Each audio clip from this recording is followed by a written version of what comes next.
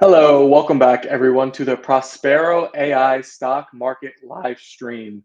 We are seeing some red in the markets today, but we will get into what's going on. Maybe Nvidia is getting everybody's attention and taking away from other stocks. We'll jump into how the Prospero signals are viewing the current market trends and some other topics like the cliffhanger that I left off on Monday. If you guys joined last stream, the total global debt is hundreds of trillions of dollars. We'll talk about if this is a good thing or a bad thing for the stock market and what it means going forward. If that debt is going to keep growing, can we see $1 quadrillion of debt in the coming decades? Maybe, but we'll talk all about it. We have a deal going on in the oil industry today, $17 billion deal between ConocoPhillips, who acquired Marathon Oil. Just recently, all investors seem to have been under the impression that the oil industry was on its way to zero as EV and electricity would take over for the energy industry. But maybe that's not the case. We'll dive into that topic. As people are joining in, I just want to say we are 20 subscribers away from 1,500. So if you haven't subscribed yet, hit that subscribe button. We're closing in on that milestone. So that would be awesome if you haven't done so yet. And as always, be sure to like the video if you enjoy the content. Um, Also, we have Abercrombie and Fitch stock that just keeps on going up, defying the odds. They're up over 100% year to date, and they just had earnings today, which went very well. I'll give you details on how much they grew this quarter, and we'll check out them and maybe try to figure out why they're able to keep on growing and being a productive stock while a lot of retail stocks are struggling. We have AST Space Mobile making a deal with Verizon to add coverage for their phones. They will receive $100 million in funding, and I want to take a deep look into the space industry. You know, everybody who's in the stock market cares about AI first right now, but at some point, AI will no longer be the cutting edge of technology and it'll be priced in. So, what's the next sector that's going to be the growth sector of the market? Could it be the space industry? We'll take a look at that and Space Mobile. Next, we have a company who is a competitor for Tesla now, Stellantis, launching a $25,000 Jeep. It's one of the cheapest EVs on the market. We'll talk about if that means trouble for Tesla. And obviously, we talk about Tesla all the time on this live stream, but I want to also look at other car companies and see if any of them are investable or even attractive investments in this environment. We have Ford, GM, Stellantis, many others. So we'll dive into that. And the last topic before we turn it over to the model portfolio update, which we always do at the end of the streams, we're going to look at Walgreens, who just announced price cuts at over 1,300 items, which would lead me to believe that inflation is not going to be a fear of the market in the very near future. We'll probably see CPI either confirm or deny that theory in the coming months, and obviously the Fed will react accordingly to how the CPI comes in. Let's take a look at the current net options sentiment for the SPY and the QQQ today, as the markets are all red, although Nvidia is defying the odds and remains in the green. So starting off with the SPY net options sentiment is showing a 34 reading for the day, and it opened up at 38, so a slight decline throughout the day. And for all those maybe of you who are new, who don't have that Prospero app downloaded yet, or don't know what the signals I'm referring to, I'm looking at net option sentiment, which tracks institutional bets of the options markets. So we just looked at the S&P 500, and now let's look at the QQQ. Hello, George. How you doing? Good. Okay, so the QQQ net option sentiment is at 40. So it remains above the SPY, but it's also lower than it was just a few days ago. It was 41 Yeah, that's retreated a little bit. in the morning. Yeah. So, let's dive right in, George, to the what we're seeing in the markets today. All in the red, although Nvidia's in the green. Is there anything to read into that? I mean, we got some other, I think one of our other PDD is also in the green. Um, oh, is that now I'm looking slow. And it's so funny. I just like did so much to I like reinstalled the browser. I hold on. I'm wondering if it's my audio because I requested it to do. Let me try the other. Let's see what our viewers are thinking. Is George looking slow on the camera? I can hear you pretty good. I don't like, I just did all this stuff to fix this. I'm very annoyed. I just did all this stuff to fix this damn thing. And I did an internet speed test and everything's well. Let's see where we're at now. You need a NVIDIA Blackwell chip in your computer to stream. Do we lose George? It might just be me and you, chat. Okay, it looks like George is. I'm gonna mute him so in case he's just going in and out. I can't mute him. All right, so it's just me and you. Uh, as always, when we get into the topics of the stream, we love to cover any questions that you have specifically on, certain stocks, how they're looking in Prospero, or just overall market philosophy of finance.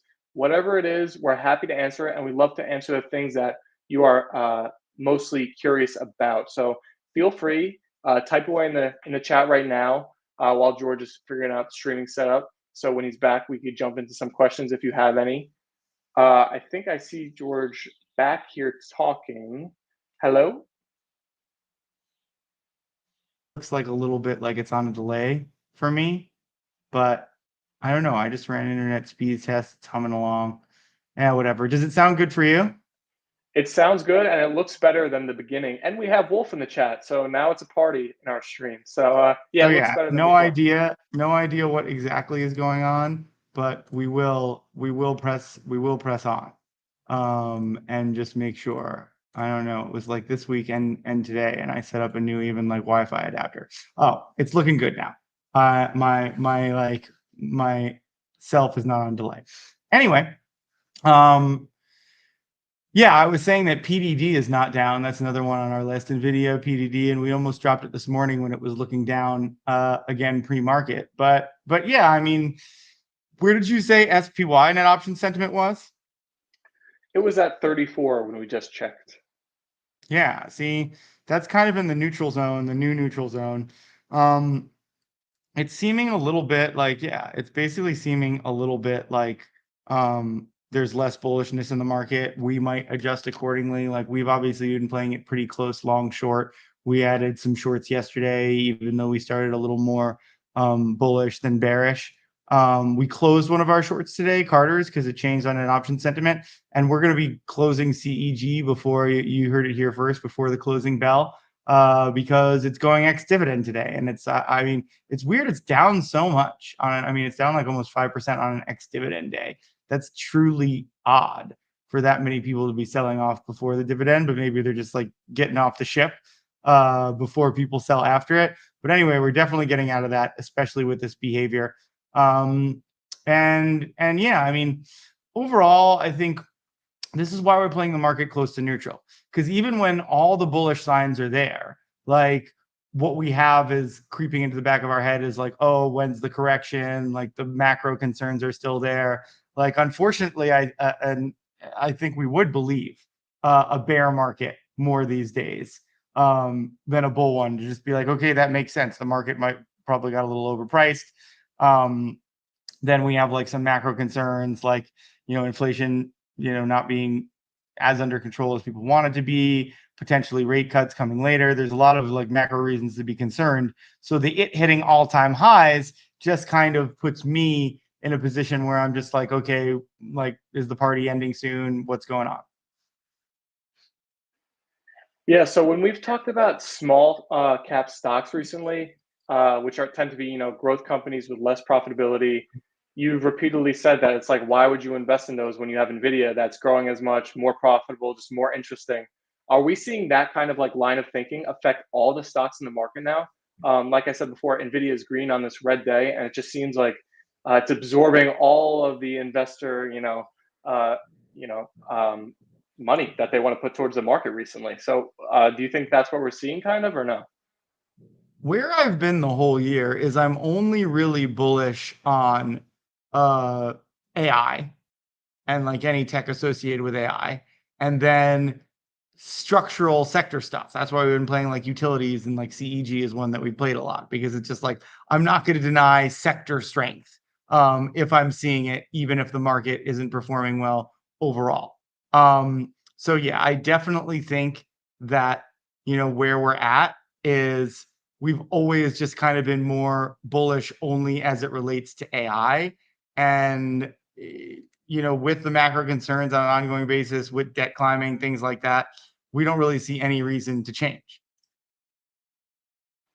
Speaking of debt climbing, that is a perfect segue into our next topic, which we had a cliffhanger for everyone who joined our stream on Monday. We ran out of time, so we didn't get into it, but I wanted to lead off with it today because I think it's an interesting question that I'm about to pose to you that maybe will be interesting for our chat to hear. So, the global world debt is now $315 trillion, just a staggering amount of money. On the surface, when you hear that, I feel like most people would think that's a negative thing, and like debt being that high cannot be good for the market, the business world, all of it, consumers. But if I understand it correctly, the debt that's been, the $315 trillion of debt, that's basically borrowing future money and bringing it into today, which would benefit, companies' revenues, earnings, because they're going to attract all that money. So does that artificially inflate kind of what companies are earning and their revenues, and kind of bolster growth of the stock market in today, even if long term it might be negative? Could it be a positive for like the short term? Can you explain the dynamic of that?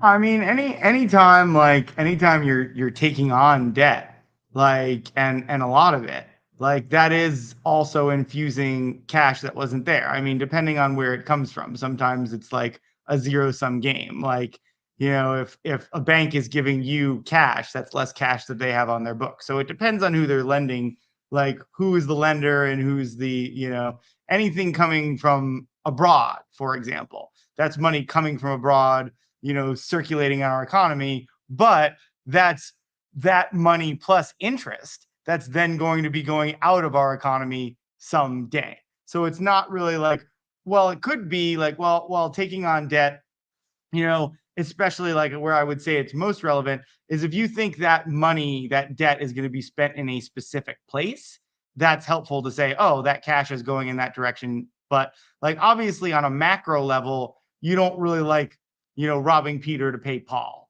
It's not really like a bullish signal to say like, oh, like we got this new loan, that's cash going into the economy. Well, most people model on like a longer time scale, and they don't necessarily like just like prioritizing short-term gains. So I would say overall it's definitely much more of a bearish signal. The other side to it is we're not necessarily seeing the debt mounting impact the market today. And one thing that I think I said it Monday too, but it was something that I was saying in conversation that I feel is a good line about how I feel about the market pretty much indefinitely, which is I'm bearish overall, but can't ignore the short term bull opportunities. And that's how I see it. Like I see, especially in tech AI, lots of short term bull opportunities, and we have to take those and we will continue to take those, but we're making sure that we stay hedged. So if this flips on a dime, which it could at any point, and I'm not one of those people that is using that as a threat, I'm not like a perma bear by any means. I just like to be defensive.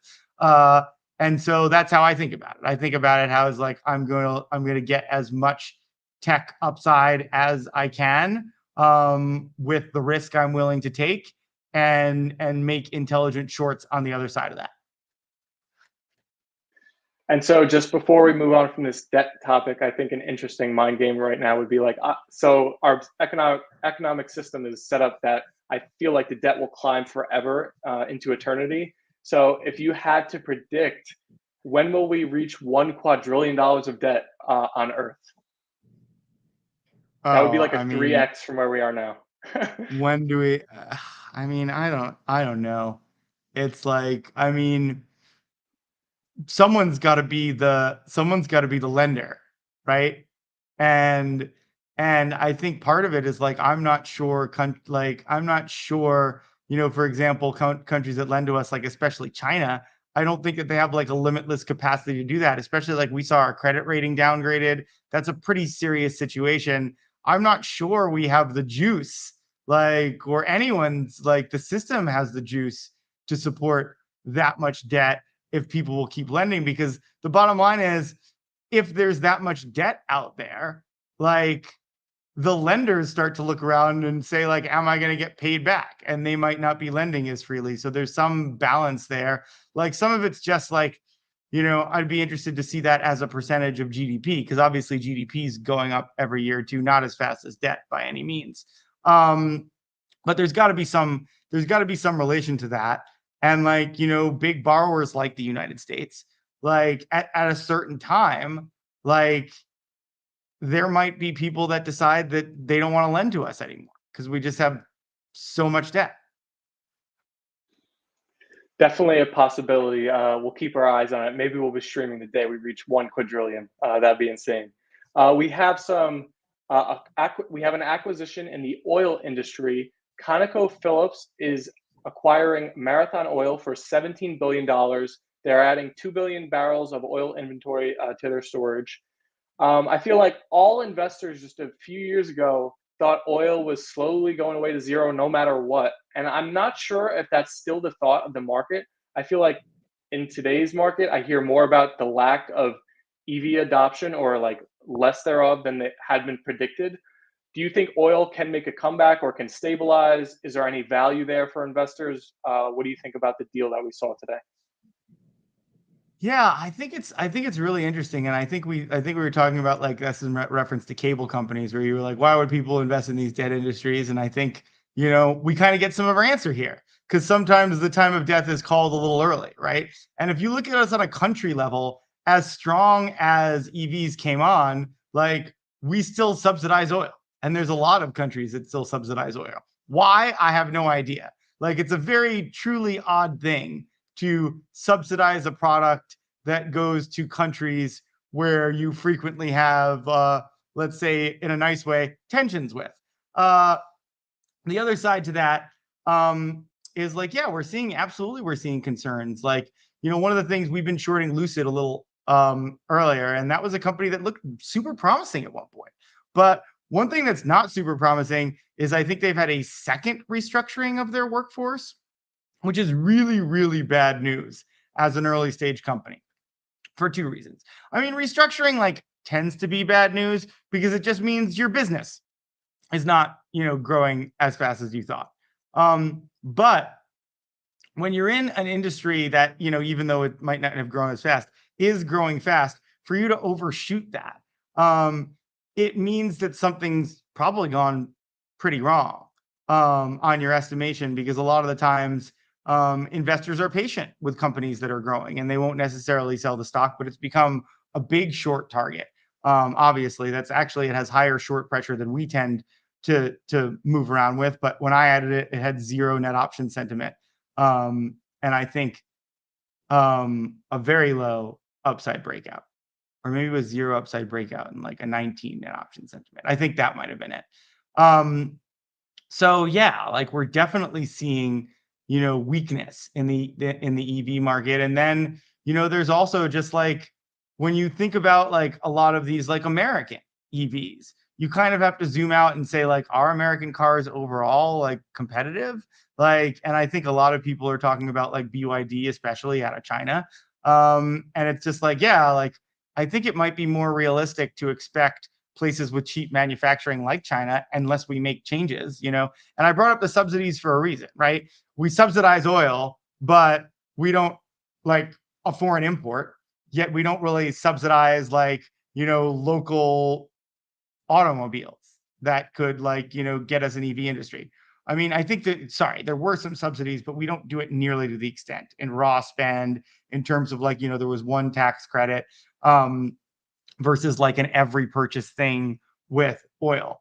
And so yeah, I think that it's kind of like a strange policy thing that to me can only be explained by special interests and entrenched special interests because if you look around for reasons why we subsidize oil, I don't think anyone ever gives really good reasons because we're supposedly a free market, right? People are very quick to pull that trigger saying we're a free market. But when it comes to oil subsidies, like I guess ExxonMobil needs to be protected because people's normal attitude is, hey, it's a free market. Like if they don't get their subsidies and people choose to spend on other stuff, that sounds like the free market. Um, but anyway, yeah, back to where we started. I think the issue with oil is it does become very hard to be bullish or bearish. I think like I wouldn't really want to bet against it again, like at this point, because like who knows how much of the price is baked into some end date that might never arrive or some decline that's like very hard to forecast. And one of the reasons it's very hard to forecast is it's highly political and different parties, address oil in different ways. And that goes back, a pretty long time. So it becomes a very challenging thing to odds make. And when things are challenging to odds make, I tend to say I prefer to look at other things. Like an angle that I like on this is if I see like a clear thing like Lucid where I'm just like, okay, like I'm almost certain that like EVs got a little like there was a little too much excitement around them. So this is a good short. But like where oil, like, both the commodity and then companies that depend on it um is priced, is tough. And something that I mentioned in the past beyond that, part of the reason that makes it even more tough is OPEC. And like when someone basically controls the prices of something to such an extent, it's very hard to say this is a good value for an oil company because basically an outside force could decide tomorrow over the course of the next 3 months that they essentially want to lower the price of that or increase supply. And so like all of the assumptions that you made uh, to say oil is actually a good value now could be completely like, kind of ruined by an outside source. So when we were talking about the GameStop rally the other day, you kind of had the analogy of it's like an earthquake tremor where you get the one main one and you get these little ripples from it. Do we see that in every industry? And like, is that what we're seeing in maybe the oil industry too now, and the EV industry, where they just go through periods of like excitement and unexcitement, and it's just kind of everything has a wave like that in the market? So I think no, not everything has a wave. Uh, but I think this stuff tends to be like very like one of the things that's challenging about EVs um, is it is a lot of government, interactions. So I think what makes it kind of more wavy than stuff, and I think you see this in the cannabis industry a lot, where there's like some legislation and everybody gets excited and those stocks go wild. I think is like a light version happens with EVs where there's, some announcement, some government, some trial that ends up giving it that waviness. But the business itself, like, I would say there's been kind of like I think it got kind of overvalued. And then it probably is going to take some kind of news event um, to make it valued, make it potentially undervalued again.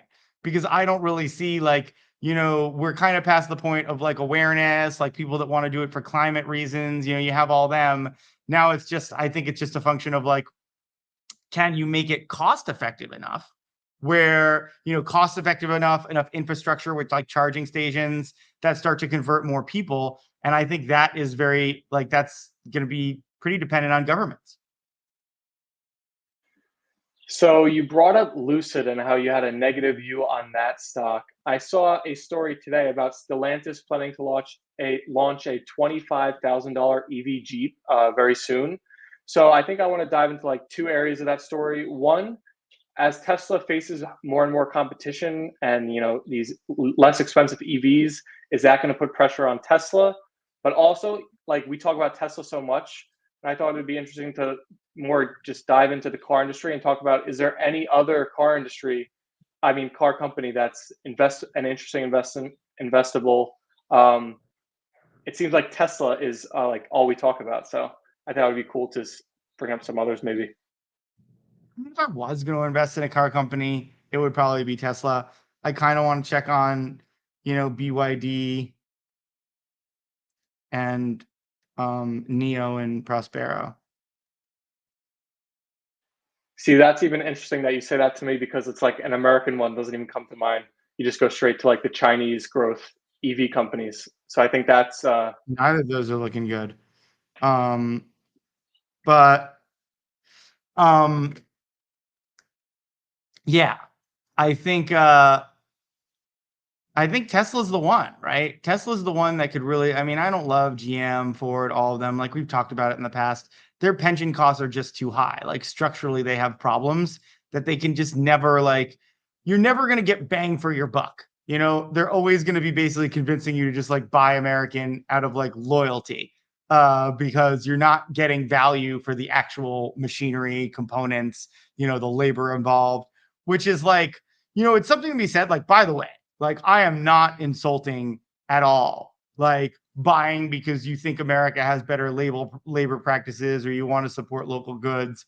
Um, that is a personal choice that I think is anyone can make a reasonable assessment of. Like what I'm saying is it's like the hard numbers on it, pretty much say you're not getting as much, value in the materials and you're paying extra for the labor than, versus a foreign car. Um, and one of the reasons that the Japanese cars and the German cars you can get like such serious vehicles at prices that work even with tariffs is because they've focused so much on automation and their industries are not structured the same way, with the unions. I'm not even sure if those countries have unions. That would be an interesting question. I feel like in Japan society is like so much about honor. Like I feel like you couldn't really get away mistreating your workers enough to where like they needed to form a union. I feel like there might be like societal shame involved in you mistreating your workers, which is great, by the way. Like I wish more Americans felt shame for acting shitty. But that seems to be like long gone. Uh, so yeah, I think that like if there's upside, it's going to be Tesla, and I think that's why everybody loves Tesla as an advantage because like on the upside, right? On the upside, it's it's taking the car market by storm. Like everybody owns a Tesla in America. Like they have the best self-driving. They use that to like basically get a higher market share of cars on the road because people want the car that self-drives the best. It's going to be the best testing, the safest, and they just like flood the market. That's the bull case. Like the bear case is they continue to alienate, through some of their CEOs' approaches, continue to alienate too many people. Their sales are not enough. They're making some of these weird cuts, like to the charging stations, which is like, that was one of the most concerning things for me on the bear case, where it's just like part of the revenue story of getting like Ford and GM to like use those charging stations, as well as just like the way to get more people to buy Teslas are easier charges. Like that's one of the biggest obstacles. Like one of the reasons people prefer gas, just uh like kind of existentially, is that they don't want to worry about having to find gas, right? And the more you solve that problem, the more you create demand to buy EVs, to buy Teslas, but even if there are other EVs, it's in that charging network. So I think it's still Tesla's to have if they play it right. But, I would say, speaking in just facts, they look like their whole growth story looked like they were playing it absolutely right. The last quarter, just the hard numbers say they're not playing it all right anymore. So just one personal anecdote I'd share before we move on from Tesla, and let me know if you've had a similar experience, Chat and George. So several family members who are like older, probably 50s and 60s, have seen a Cybertruck on the road near me, and they obviously don't follow Tesla, don't stay up to date, so they don't know what it is. And they've actually snapped a photo and sent it in our family group chats and been like, "What is this thing? It looks." Someone said it looks so cool. Someone said it's so ugly. But either way, it got their attention and it turned their heads, and they've never sent a photo of another car. That's got to be a success for the Cybertruck, at least from an anecdotal point of view, right? Yeah. It kind of looks like a toy. Like a big toy. Like I feel like someone like kids would just like love to play around with like a toy version of that. It looks very futuristic. Um I think it's cool. I think it's eye grabbing. Like the design aesthetic is not going to be for everyone, but like edgy, forward thinking design is never for everyone. Um, and I mean, my honest opinion, I know some of like the Musk people are not going to like hearing me say this, but like I think it would have sold very, very well if he didn't piss so many people off on a personal level. And I think some of the flack it's getting is because people don't like him. And it's something that if you don't like him, there are things to pick on. It's a risky choice. Um, and people often see the things through the lens that they want to. um and like the lens that I see it through is that I think it's kind of cool, but i think that I think the way uh the public has been handled by the CEO of Tesla has not been, the best. And I think you create, and that's like when we talked about this before. That's why, as a public company CEO, you have to be careful because, especially in this day and age, people are inclined not to like public company CEOs. They're not inclined to like the wealth accumulation. Some people are going to be jealous of the status and who they hang out with and the lives that they get to live. Like, you know, it could be any number of things. So, you give people any more ammunition than that to not like you, and they're probably going to pounce on it. People don't like Tim Cook, which is just like I criticize like the way Tim Cook runs his company sometimes, but Tim Cook seems like the most innocuous, like friendly person that like I've seen as a public company CEO. So like that just goes to show you like if people cannot like Tim Cook, like you could not like anyone. Although I will say people don't seem to dislike Jensen Huang. You don't hear a lot of bad things about him, and I think that's just because like anyone that's ever invested in his company has made money from it. Like very easy to like someone who you just buy their stock and it makes money. Like maybe if like Tesla ever hits a real rough patch, we'll start to hear people not liking Jensen Huang. I think you hit the nail on the head there. If you make people money, they'll be happy. And speaking of companies that are making people money, we actually talked about this stock a while ago. It was doing well. It's still doing well. Abercrombie and Fitch stock is up over 100% year to date. They just released earnings in which they were able to grow at 22% sales growth, which is, I think, pretty great for an older company, a legacy company. And we've talked about the challenges in the retail space recently. I feel like, we've been talking about management. I feel like we have to give their management a pat on the back that they were able to do this. And how does that stock look now after it's been rallying and just been one of the better stocks so far this year? Yeah, I mean, if there's one core competency of that company, it's brainwashing teenagers into liking their products. And the teens are the toughest to get. So kudos to them. It's like, and I do have to say, other than maybe like Camel cigarettes, and I don't know Camel cigarettes, but I just know like the way like it was like that was like the cool cigarette brand, I think. Um I can't think of anything that like off the top of my head that like generations of teens all thought was cool. Like, and I think they've got like I think like any good like brainwashing Pied Piper strategy, they've got like they always seem to have like teens like on the ground floor in the stores. That's a great strategy. You hire cool teens and then everybody wants to go and like see them in the store, and it creates a situation. I mean, I think that's their strategy. why more uh why more like cool teens aren't hired at like other places as a sales tactic, who knows? But I think that is also like one thing that can help with stocks. Like I think like teens, cool teens, like a lot of people like that ends up like going upwards. Because if people like see their kid that they think is cool buying Abercrombie and Fitch, it's very easy for them to be like, oh, like my kid just buys Abercrombie and Fitch nonstop. I should buy Abercrombie stock. And I think that's how we've talked about this in the past. That's how you create like this virtuous cycle between sales increases, more money to spend on marketing and hype, and that circling back into sales.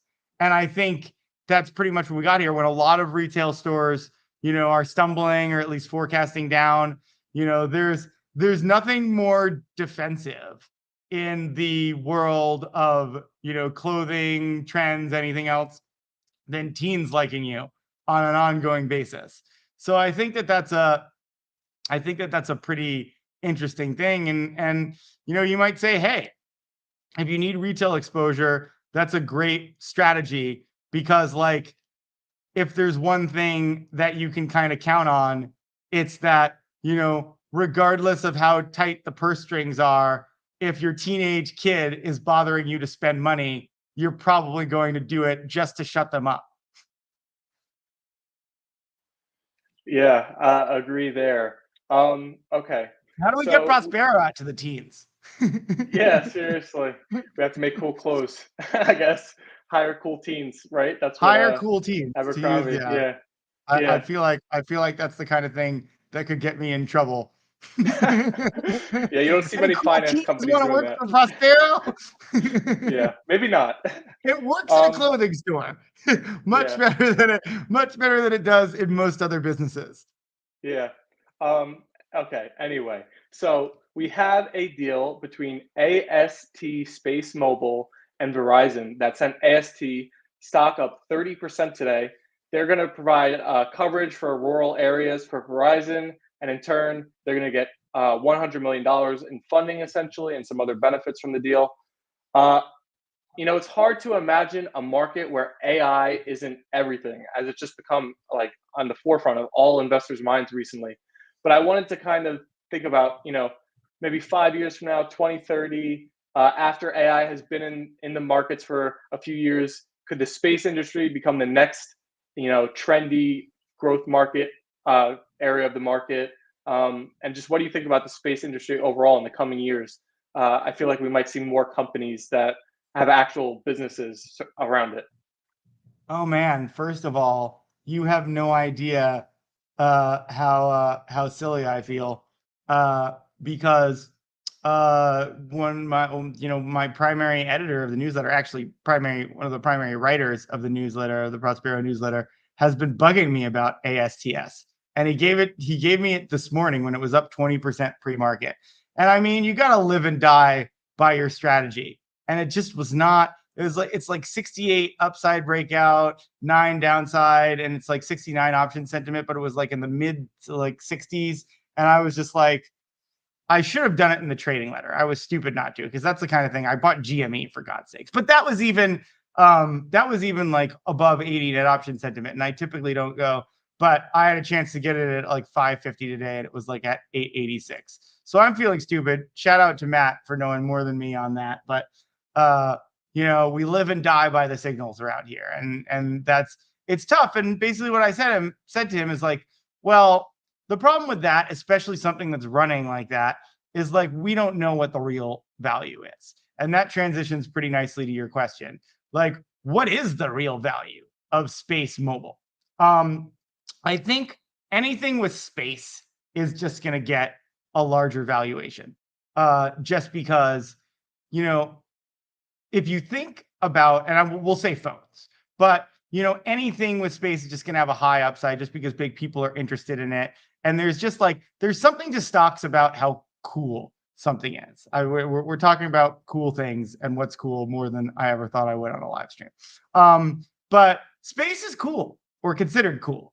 So like anytime you get that, like, oh, I made money, like, yeah, like there's a big difference between saying you made money on like Exxon Mobil, like where you're probably just gonna like take your profits and your dividends and be like, okay, I'm collecting this money, and you're not gonna proudly be like Exxon Mobil is the biggest part of my portfolio. It's probably something that, unless you live in maybe Texas, uh, you're probably not going to be shouting from any mountaintops. But like, you make money on like a space mobile company. That's the kind of thing that you want to tell your friends about and you want to get them involved in, because it's like, not only were you on the ground floor, but it's cool. And then there's another aspect. This is not true for every business, but there's another aspect of like on the ground level of this where it's just like cell phone service and the infrastructure and like the towers and the lines and the way it goes down, like, and even things like triangulating things on, there's even dead spots I have in New York, like, for cell signals just because of the goddamn buildings. um I'm on the 56th floor here, and like, I don't know, like, maybe it's just like there's something weird, like I don't get calls all the time.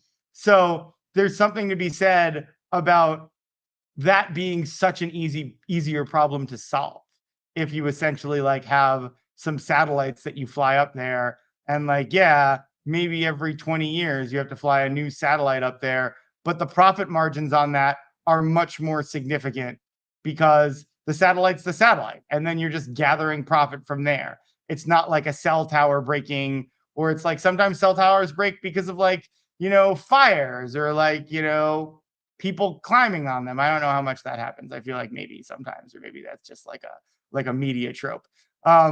But easier infrastructure once it's there, less maintenance, like less units to make it work. It's just a better business. It's an exciting business. And then when you get buy-in from large companies like that, it's pretty exciting. But yeah, I feel very dumb for not listening to Matt, because he doesn't bother me about a lot of stock picks. He really doesn't. And this one, he bothered me a few times. I think he first bothered me when it was like $3, and I was like, sorry, doesn't look good enough in Prospero. But what I did tell him is that, and I do stick to this, it needs to fit in with my frameworks. Like, I don't really know unless I can use the Prospero signals, like what my confidence is, what I want to be recommending. And like, the last thing I really feel comfortable doing is if it goes the other direction, writing in a newsletter like, oh yeah, the signals weren't good, but it was a hot tip. Like, I gotta operate within my frameworks, but I do still feel a little stupid for not putting it in the trading portfolio, because it was probably borderline for that, and I should have just ran with it because it was a pick from a trusted person. And I think that's like a really good lesson in taking stock picks from other people overall. That it's just like, it's great if someone gives you a tip and you have your own systems that you verify it with, whatever they may be, and it's a process. It's not just like, oh, someone took me and it looks like it's going up. Like, if you can fit that in with some larger framework, stock picks are great, especially if they come from people that you trust. But like, I think where it goes wrong is too many people just like get a stock pick, don't really vet it, don't really have their own process, and that's where it can really blow up on people. Yeah, I think that's well said and 100% true. But I think it is time now to do the switch over. We're going to get into the model portfolio update, I believe. Correct, George? Yep, let's do it. All right. We'll see you on the other side, the Prospero Laboratory. It is just me and you now, chat. We have had over 428 people in the stream today. So if you enjoyed the topic so far, like the video, subscribe on YouTube, follow on Twitter. Thank you for coming. I see Wolf had to run, but thanks for joining in, Wolf. You're always a positive influence in the chat for everybody to see his comments. He's commenting on YouTube if you're watching on Twitter. There was one story I was going to bring up today that we didn't get to, so I'll just mention it now while we're doing the switchover. Walgreens announced that they're cutting prices on 1,300 items amid ongoing consumer spending fatigue. So, if you are someone who's worried about inflation, or maybe you think inflation is going to go down soon, this would lead you to believe that that would be the case. We're seeing a lot of retail companies begin to maybe not have such price demand as they used to. Let's give an update on the SPY and the QQQ net option sentiment as well as we're doing the switchover. So we have the SPY at 36 net option sentiment, which is looking slightly better. It was at 34 when we checked at the beginning of the stream. Not too much better though. And we have QQQ in the 30s now at 39. So they're getting closer together in that option sentiment, both at levels that I feel like it's not super clear which direction that it's going to go anymore. Right, George? Where are they at? SPY is at 36 and QQQ is at 39. Well, we don't love that. Like, I mean, 39 is all right, but I don't really love the trend. We'll probably divest some of our. Oh God, I knew I should let go of UNH yesterday. I'm jumping ahead. It's dumb. Dumb. All right, we got to actually do this thing. Gonna share. Oh, let me get my Slack in the right place. Ah, that's good. Someone's phone number was in. No more personal information. That's our motto. Especially You know someone. how a few weeks ago the market was in a place for a while where it was just like not really picking a direction, just moving back and forth every day. Could we be entering another phase of that where it's just going to be like meandering around these levels for a bit? Maybe, could be. Oh, let me share. Like, I think we had that big NVIDIA event, and I think now people are, not entirely sure what's going to happen next. So we are. Oh, did I start sharing yet? No.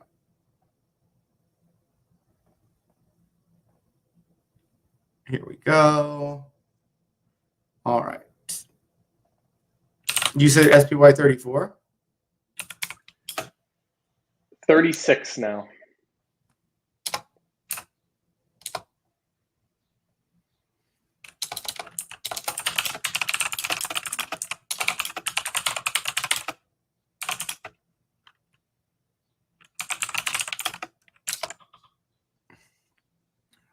Big divergence, but I keep slowing down because I'm thinking about narrating. I just don't think it's going to work.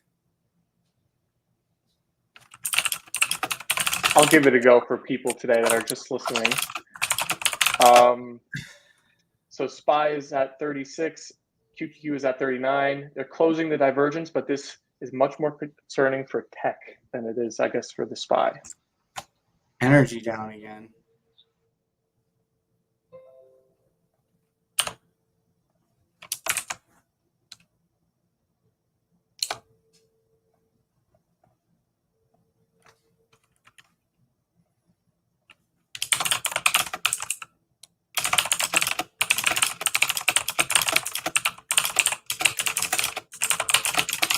Energy has been so up and down, we are not sure we want to target it on shorts.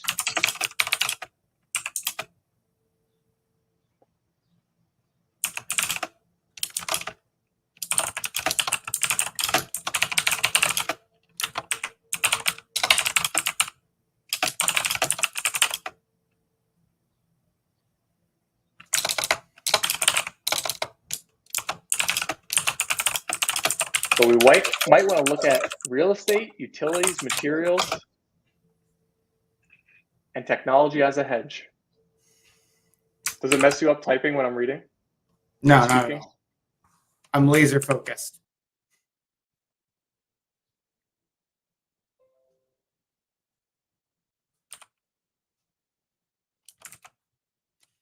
Do you know anything going on with UNH?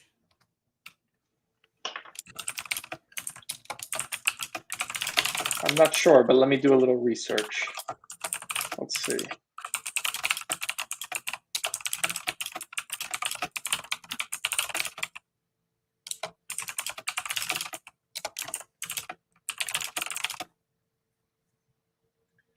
Something going on with Medicaid insurance.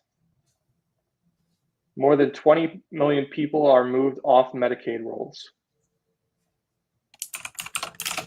Shouldn't that be happening at the end of the year?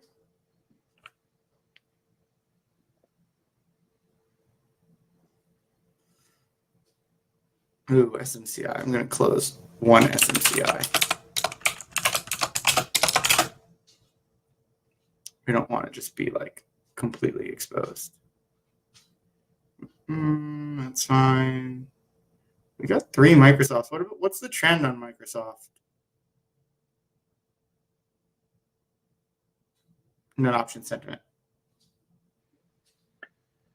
Currently at 86. The trend is very neutral. It was at 79 at lunch.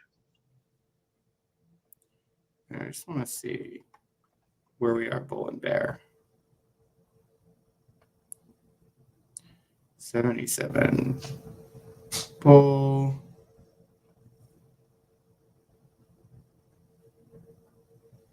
53. Okay, yeah, that was my.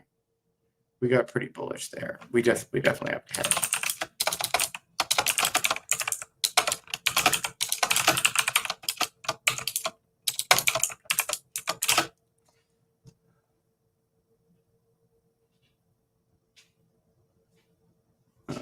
I was like, where are all the? Are we on wins or losses on those ASMLs? I'm going to check the same for Broadcom.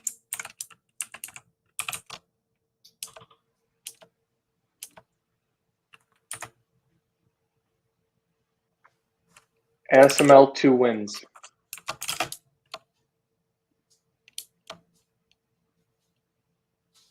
What was the other one? God, why did I forget this?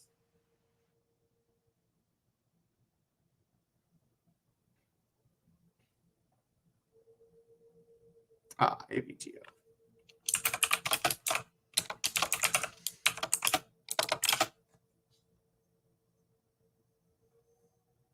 Yep, gotta be a little defensive here. TDG looks good. SMCI. What's going on with NVO, net option sentiment trend?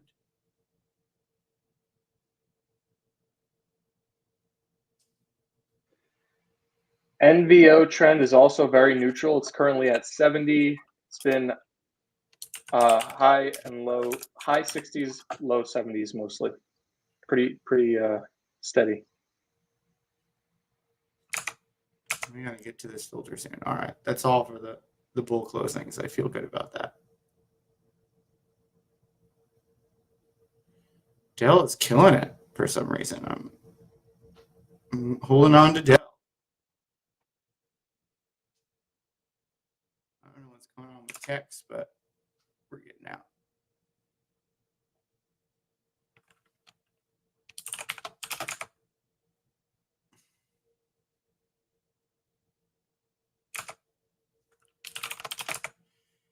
The end for KMT as well. Oh, we're getting out of Flowers Fine Foods with a win. About time. Oh, we closed Carter's earlier. That's good.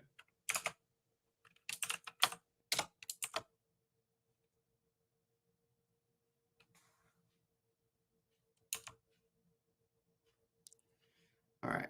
So we're going to do industrials. What do we say?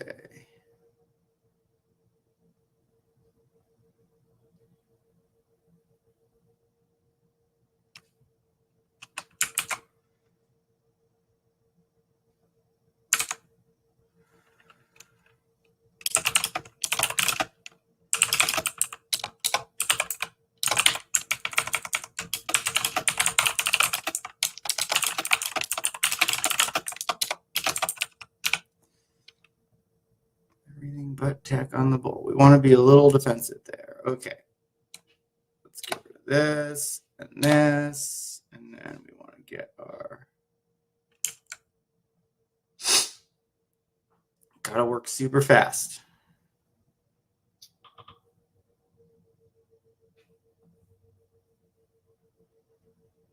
does that keep happening?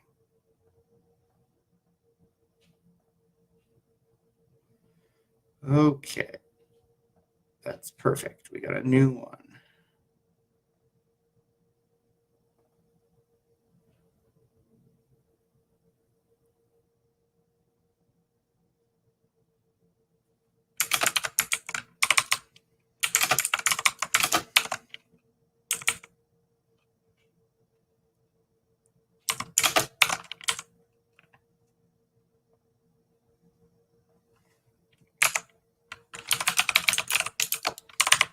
Get out of the way early.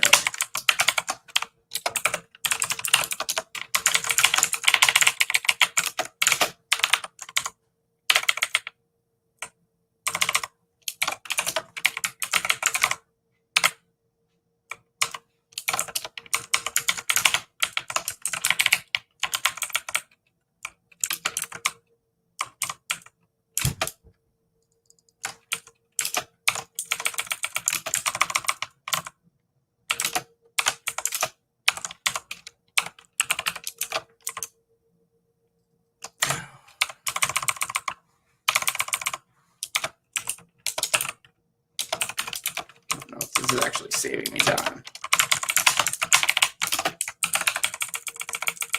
All right, let's see what we want. Short pressure.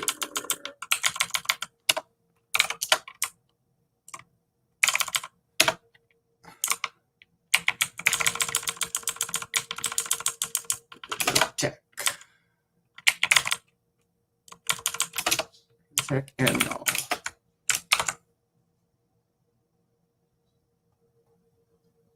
Can you tell me the net option sentiment trend on SRPT?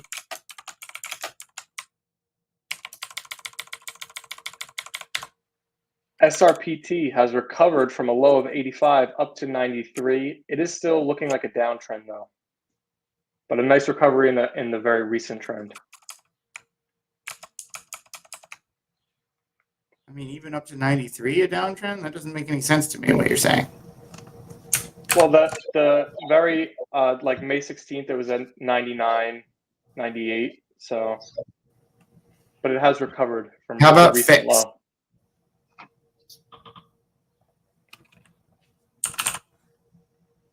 Fix is at 82, and it's been holding steady, basically unchanged very recently. We're gonna get it on this. We're gonna get it on this. Get it on fix.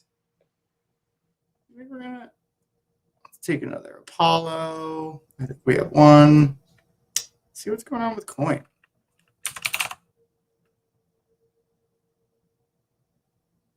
Down. Interesting. What's going on with Coinbase? Coin looks like how Meta used to look. It's like locked at between 98 and 100 in net option sentiment. It did have a dip May 16th, but besides that, since then it's been locked up at the highs. All right. Now let's get to the short side.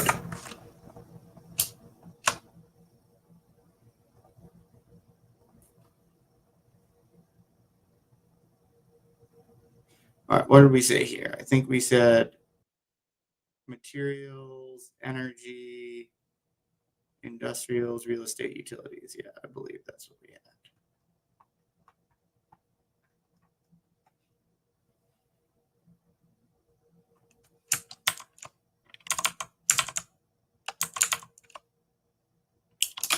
I already have this. All right, so I want to just get this. This has become a weird habit. But hey.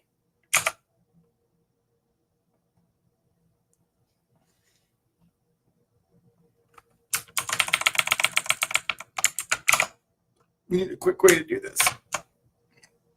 All right, BXMT we're already in, but we might want one more. It's ASC, industrials.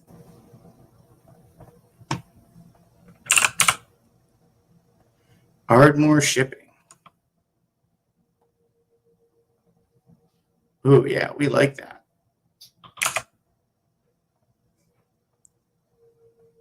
All right, let me look at the 15-minute.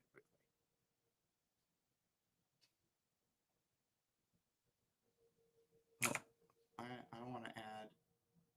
I'm not going to add it aftermarket. Some old friends here. Do we have an open PBR? I think we do.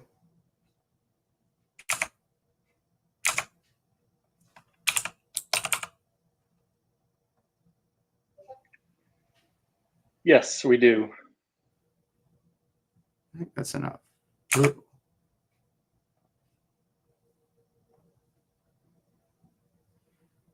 Let's land. Gladstone Land. Yes. What's going on with JetBlue?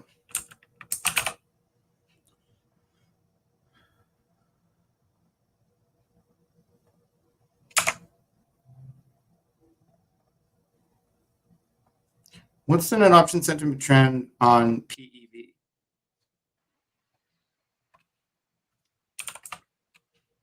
PEB is at 34 right now. Lower highs, higher lows recently, condensing in that low 30s level. LTVR. Am I just in a Zoom meeting? How odd. Lightbridge. I like what's going on here.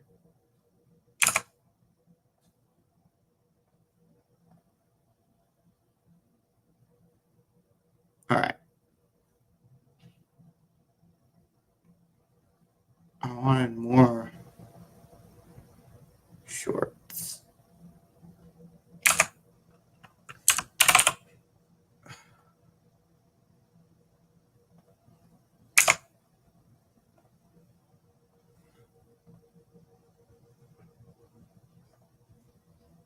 I think I got out of LYB. I'll get back in.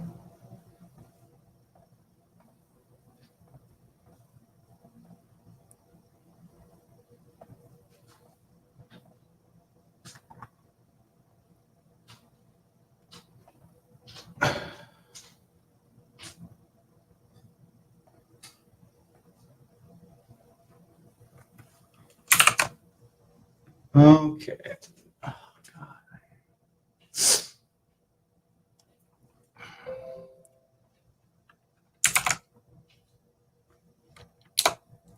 Yeah, we're really.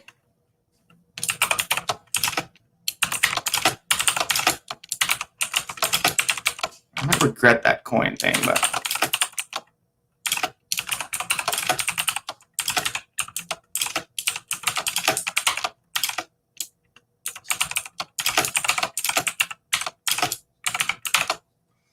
All right. Oh, we didn't make a title, did we?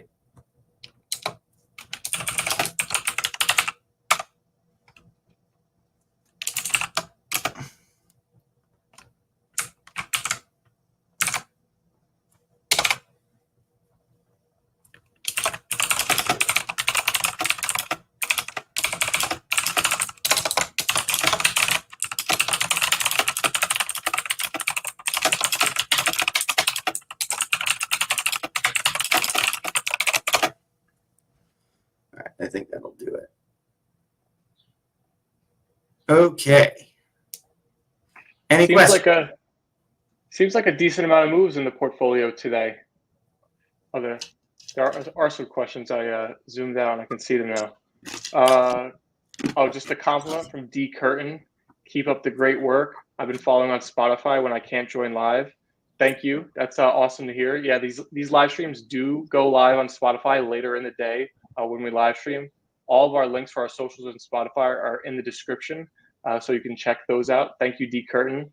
Jonathan, I know NVIDIA has been doing great, but are you worried that upside breakout drop from 90s to 68? So you always have to watch out with this, but it dropped the Monday, and actually this is the first time I made the connection. It dropped that much just because I was watching it so closely.